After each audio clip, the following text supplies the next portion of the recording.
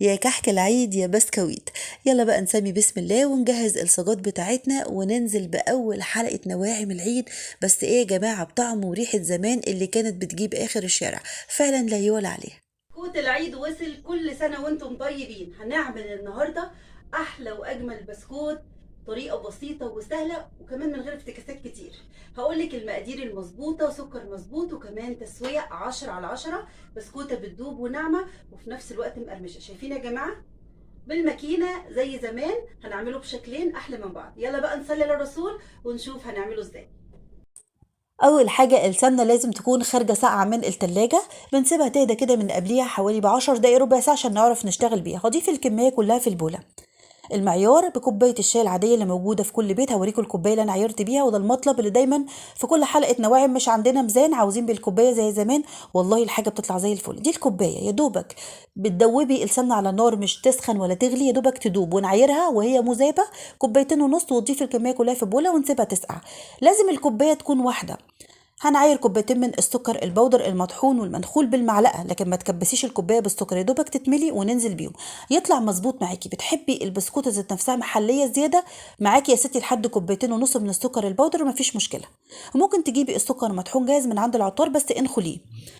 اهم حاجه اضربي بقى السكر والسمنه كويس جدا جدا، ولازم تدي الخطوه دي حقها. من احد اسباب نجاح البسكوت الخطوه اللي انت شايفاها دي، نلم الجوانب ونرجع نضرب تاني، عشان السكر ساعات كتير بيكون متكتل في جوانب البوله وانا عاوزاه يختلط مع السمنه كويس قوي. اوعي ما تديش الخطوه دي حقها وتنزلي كل حاجه كده على بعض، لا. لازم السمنه والسكر يتضربوا لحد لما توصلي للقوام واللون اللي انت هتشوفيه ده زي الكريمه، يمكن اتقل شويه واللون يكون فاتح جدا وطبعا الحجم بيتضاعف. هنجهز بقى 4 بيضات بدرجه حراره المطبخ. ننزل ببيضه بيضه، الاولانيه تختفي انزل بالتانيه وهكذا مع الاستمرار في الضرب. احفظي مقدار الفانيليا لكل بيضه، باكت صغير من الفانيليا اللي بيتجاب من اي سوبر ماركت. طب ال4 باكيتات دول بالمعلقه الصغيره، معلقه صغيره مليانه هضيفها. بعد ما اخلص مقدار البيض هنزل بيه الفانيليا ال4 باكيتات. شايفين بقى السهولة؟ ولا بقى ميزان ولا أي حاجة خالص ولا أكواب معيارية، والحاجة معاكي هتطلع زي الفل. سمي كده بسم الله، والله هتطلع خطيرة وبدون أي إضافات ممكن ما تكونش عندك وملهاش لازمة أصلا في الوصفة. هعرفكم هي إيه دلوقتي. بعد كده بقى هنجهز نص كوباية من الحليب الدافي، لا هو بارد ولا كمان بدرجة حرارة المطبخ، وأضيفه. ممكن نستبدل الحليب ده بنص كوباية من عصير البرتقال المتصفي لو حابة طعم البرتقال. واشغل المضرب دقيقتين وخلاص، مش محتاجاه ولا هو ولا العجان. دي هنا يا جماعه لازم يكون متعدد الاغراض او خاص بالكحك والبسكوت، ولازم يتنخل. وتنزلي بربع معلقه صغيره من الملح ومعلقه كبيره ممسوحه من البيكنج باودر، وما تزوديش عن كده عشان ما يفرش منك وكمان ينفش. المواد الرافعه نضيفها بحذر، ولا بقى ضفت نشا ولا حليب بودره ولا اي حاجه. دي بقى الطريقه الاصليه وبدون اي اضافات، وهيطلع هش وخطير وناعم وتحفه. طب انا بحب النشادر يا رضوى. تقسمي الماده الرافعه لمعلقه صغيره ممسوحه من البيكنج باودر هضيفها، ومعلقه صغيره ممسوحه من النشادر، بس هنضيفها على الحليب يا جماعه الدافي او البرتقال. لازم النشادر يتدوب في السوائل، ما ينفعش اضيفه يبوظ لك البسكوت على الدقيق. يا دوبك الم كده بصوابعي النواعم، ما تتعجنش عشان ما تنشفش منك وتحجر. الدقيق يختفي ونوصل للقوام اللي انت شايفاه ده. هلم كده العجينه واسويها واغطيها بكيس تلاجة قبل ما نشكلها عشان بس الوجه ما ينشفش. جهزي بقى الصاجات بتاعتك، بفضل تكون الومنيوم بتوزع الحراره مظبوط، وكمان الماكينه ثبتها في الترابيزه. هاتي بقى حد من الولاد يساعدك ويلف الماكينه وانت تضيفي العجين وتضغطي وتطلعي وترصي.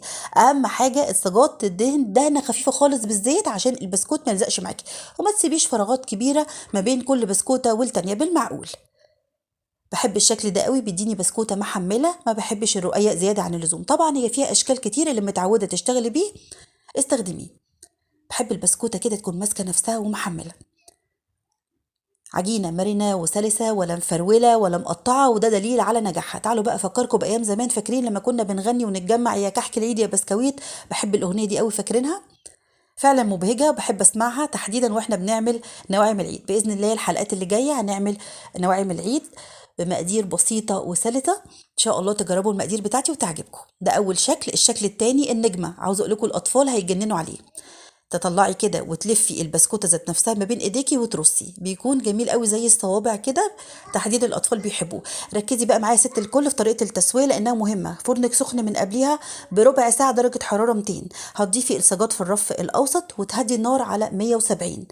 تفضلي تتابعيه من بعد 10 دقايق كده ربع ساعة. كل شوية أفضل ألف السجاد في فترة التسوية عشان التسوية كلها تكون واحدة. البسكوت يا جماعة لازم يتابع، هياخد لون جميل بدون ما تفتحي الشواية. بتحبي بقى فاتح أو محمر شوية على حسب ذوقك. المهم تفضلي قاعدة جنبه كده وتتابعيه، ما تسيبهوش وتعملي أي حاجة وتتشغلي عنه. طلع باللون الجميل ده بتسيبيه يبرد وتبدأي ترصيه في علبة محكمة الغلق أو حلة زي زمان كبيرة بغطا.